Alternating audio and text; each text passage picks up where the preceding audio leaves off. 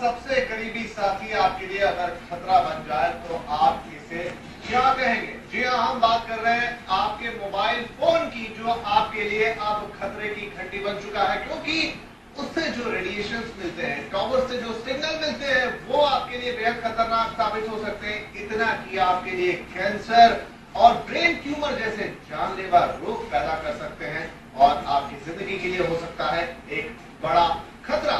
तो आज हम अपनी इस खास पेशकश में यही बातचीत करने जा रहे हैं कि क्या आपका सबसे करीबी साथी, यानी आपका मोबाइल फोन जो आपके साथ रहता है सबसे ज्यादा वक्त तक के लिए, वो आपके जीवन के लिए बन सकता है कितना बड़ा खतरा।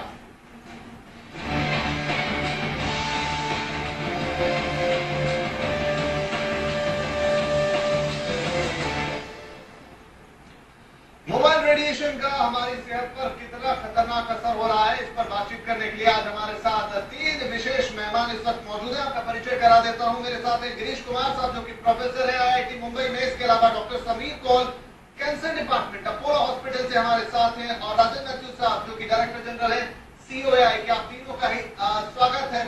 और जैसा हमने यहाँ पर कहा कि हमारा एक ऐसा साथी जो हर वक्त हमारे साथ रहता है, यानी मोबाइल फोन, जिस पर हम दिन में एक लंबा समय हमारे कान के पास रखकर बिताते हैं, अन्यथा वो हमारी जेब में रहता है लेकिन हमारे साथ रहता है, वो जीवन के लिए कितना बड़ा खतरा हो सकता है, इसे हम आगाह करने जा रहे हैं। पहला सवाल गिरीश जी आपसे, आपकी एक रिसर्च के मुताबिक अगर दिन में 6 मिनट से ज्यादा आप मोबाइल फोन पर बात करते हैं तो ये काफी खतरनाक साबित हो सकता है, इसे आप कैसे समझाएंगे हमारे दर्शकों?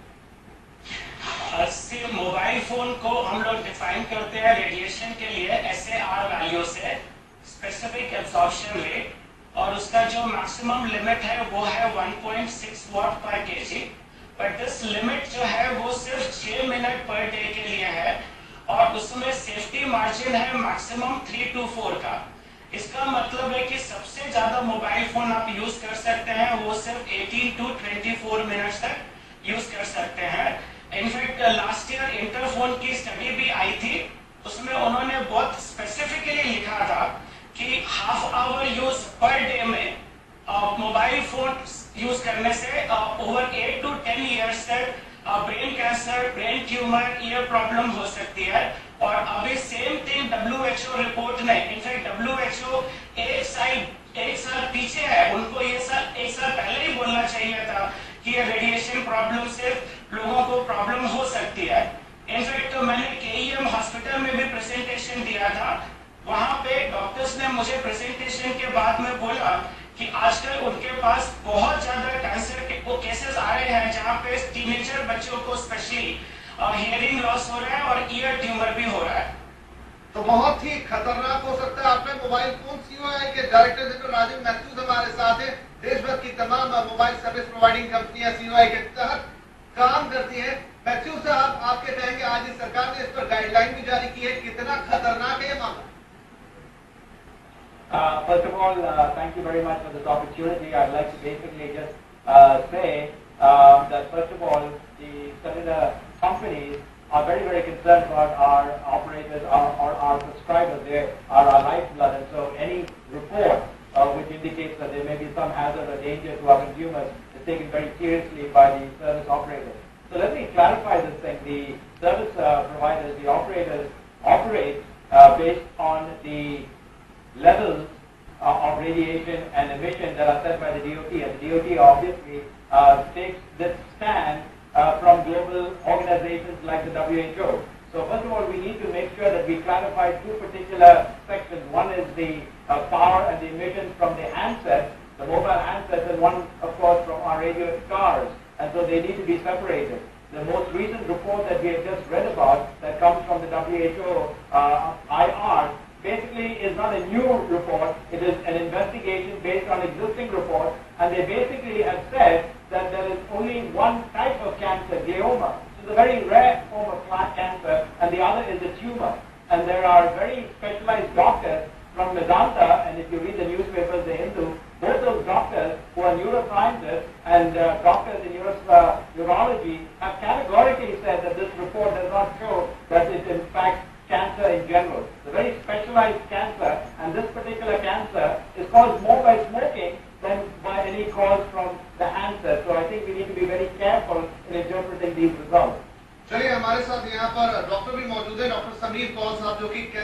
विभाग में है अपोलो हॉस्पिटल के समीर साहब, जैसा कि यहाँ पर मैथ्यू साहब कह रहे हैं कि बहुत स्पेसिफिक टाइप का कैंसर होता है, बहुत रेयर होता है, आपका क्या कहना है, कितना खतरनाक हो सकता है मोबाइल फोन अगर हम उसे लगातार इस्तेमाल करें? और जैसा हमने एक लिमिट की बात की कि 6 मिनट या 24 मिनट दिन से या इससे कहीं ज्यादा घंटों तक हम उसका इस्तेमाल करते हैं रोज। पहले तो मैं शुक्रिया मुझे यहाँ बुलाने का। पहले मैं ये पुष्टि कर दूं कि जो WHO ने कहा उसने, अब हम सब उसको गलत पढ़ रहे हैं। कि कई रिपोर्ट्स आई, जैसे मैथ्यूज ने अभी आपसे बताया कि भाई सबको ये शुबा था, जितनी भी आज तक रिसर्च की गई या जांच की गई, कि इनसे ब्रेन ट्यूमर या ब्रेन कैंसर हो सकता है या होने की संभावना है। उस रिपोर्ट ने आज भी ये नहीं कहा कि इससे होता ही है, और हम लोगों ने उसको थोड़ा सेंसेशनलाइज जरूर कर दिया। कई रिपोर्ट्स आई जिन्होंने कहा कि इसका कोई लिंक नहीं है। अभी जो लेटेस्ट रिपोर्ट का कह रहे हैं, उस रिपोर्ट में ये साफ कहा गया है कि इसको सावधानी से और जांच करने की जरूरत है। दूसरी बात ये कि अगर ग्लायोमा जो है बड़ा कॉमन ब्रेन कैंसर है, अनकॉमन नहीं है, बहुत ही देखने को मिलता है, बच्चों में भी मिलता है, बूढ़ों में भी मिलता है।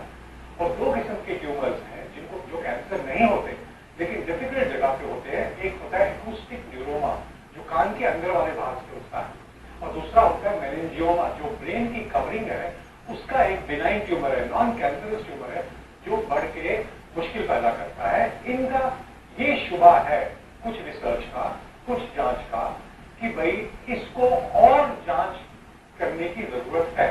इन तीन चीजों को और करीबी से और लंबे तौर पे देखने की जरूरत है, जिसके बाद ये एक नेशनल डायरेक्टिव या इंटरनेशनल डायरेक्टिव दिया जाए कि भाई इससे बिल्कुल होता है कैंसर। आज की डेट में अगर हम ये कहते हैं कि भाई इलेक्ट्रोमैग्नेटिक रेडिएशन, जो रेडियो फ्रीक्वेंसी रेज होती है, ये क्या है? इलेक्ट्रोमैग्नेटिक रेडिएशन है, और वो भी नॉन आयनाइजिंग टाइप की। आयनाइजिंग रेडिएशन जो एक्सरेज है, बीटा रेज है, गामा रेज है, उससे तो हमको मालूम है कि ज्यादा डोज के बाद में कैंसर होता है। लेकिन जो नॉन आयनाइजिंग रेडिएशन जो हमारे सेलफोन या टावर से निकलती है, कंक्लूसिवली ये आज की डेट में कहना कि इससे ग्लायोमा होता ही होता है, इससे ब्रेन ट्यूमर, ये एक्यूस्टिक न्यूरोमा होता ही होता है, मुझे लगता है आज की डेट में थोड़ा प्रीमेच्योर है और अर्ली है। तो हमें इसे सेंसिटाइज नहीं करना चाहिए, सावधानी बरतने की जरूरत है। पर इसका मतलब ये नहीं कि आज हम बिल्कुल मान के बैठ जाए कि इससे होता ही होता है। इसके लिए एक्सटेंसिव रिसर्च, लंबी रिसर्च, ज्यादा कंट्रीज पे रिसर्च करने की जरूरत है। जी बिल्कुल, लेकिन चूंकि गवर्नमेंट ने चेताया है, सरकार की तरफ से वार्निंग आई और गाइडलाइंस भी आई, तो जाहिर तौर पर कोई ना कोई बात जरूर होगी, कोई ना कोई एक स्टैंड गवर्नमेंट ने जरूर लिया होगा, कोई ना कोई कारण जरूर रहे होंगे जिसके कारण से इस तरह की गाइडलाइंस है। बहरहाल इस पर और विस्तार से करेंगे चर्चा, और क्या हजार हो सकते हैं, तमाम बातों पर होगी बातचीत इस छोटे से ब्रेक के बाद। जो कि स्पेसिफिक एब्जॉर्प्शन रेट होता है किसी भी मोबाइल फोन का, जो तरंगे आती है उन्हें एब्जॉर्ब करने का रेट होता है, वही आपको अफेक्ट करती हैं, आपको प्रभावित करती हैं। वो 2 से घटाकर करीब 1.6 तक लाने की बात कही गई है। तो ये जो कैलकुलेशन है, इसको आप किस तरीके से देखते हैं? और आमतौर पर हमारे यहाँ काफी बड़ा बाजार है मोबाइल का, कई तरह की कंपनियां हैं जो मोबाइल फोन बेचती हैं, तो इसमें ये कितना जाता है आगे तक, कितना ज्यादा होता है? कुछ लोकल ब्रांड्स होते हैं, कुछ स्टैंडर्ड ब्रांड्स होते हैं, कितना अंतर आता है?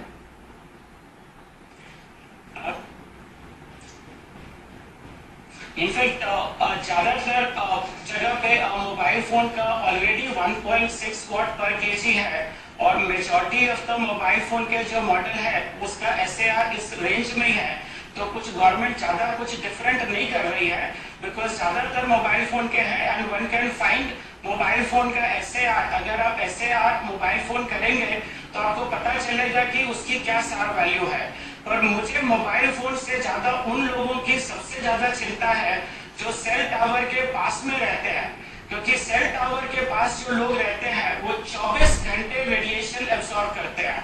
और अभी जो इंटर मिनिस्ट्रियल कमेटी की रिपोर्ट भी आई है, उन्होंने प्रपोज किया है कि ICNIRP की गाइडलाइन से वो लोग 1/10 करने वाले हैं। सो फॉर एग्जांपल GSM 1800 के लिए ICNIRP की गाइडलाइन है 9.2 watt per metre square. Inter ministerial committee report ने बोला है उसको 1/10, that means 0.92 watt per metre square. जबकि इंटर मिनिस्ट्रियल कमेटी की रिपोर्ट में क्लियरली लिखा हुआ है कि severe health problems do happen at 0.001 watt per meter square. In fact bio initiative की रिपोर्ट भी यही बात कहती है। तो मुझे इस बात का ताज्जुब हो रहा है कि एक हाफ हार्टेड अप्रोच ली गई है कि आप 9.2 से सिर्फ 0.92 कर रहे हैं, जबकि it should have been done 0.001। और जितने भी ये जो सेल टावर ऑपरेटर्स है, जो उनका कंबाइंड ट्रांसमिशन है, वो hundreds of watts of power है। ये जो hundreds of watts of power है, it must be reduce to less than 1 to 2 watt power. जी जरूर, अदरवाइज लोगों की हेल्थ पे बहुत फर्क पड़ रहा है। It is also affecting the environment. In fact you would have never seen any bird near the cell tower. और ऑल्सो मैंने ये भी देखा है कि बहुत सारे जो ट्रीज हैं, उनका फ्रूट यील्ड है, fruit output, because majority of the fruits में लिक्विड कंटेंट ज्यादा होता है, तो उनका फ्रूट आउटपुट भी कम होता जा रहा है। चलिए, राजेंद्र मैथ्यूज हमारे साथ है, COI के डायरेक्टर, यहाँ पर डायरेक्टर जनरल। मैथ्यूज साहब, जो अभी यहाँ पर गिरीश कुमार जी ने सारे कंसर्न्स बताए कि न सिर्फ व्यक्तियों पर, इंसानों पर, बल्कि अगर हम पेड़ पौधे एनवायरमेंट को देखें या जिन पेड़ों में फल लगता, फूड यील्ड तक उसमें कम होने के यहाँ पर चांसेस है। तो जो एक स्टैंडर्ड यहाँ पर सरकार ने घोषित किया है, वो कह रहे हैं उससे भी आगे बढ़कर काम करने की जरूरत है। और इस वक्त हम देखते हैं कि बेतरतीब तरीके से टावर लगे हुए शहरों में, जहाँ हर किसी को उसके एक्सपोजिशन के दायरे में आ जाते हैं, छतों पर लगे, घरों की छत पर लगे हैं, कोई स्पेसिफिक डिस्टेंस नहीं है टावर्स के बीच में। इसके लिए आप क्या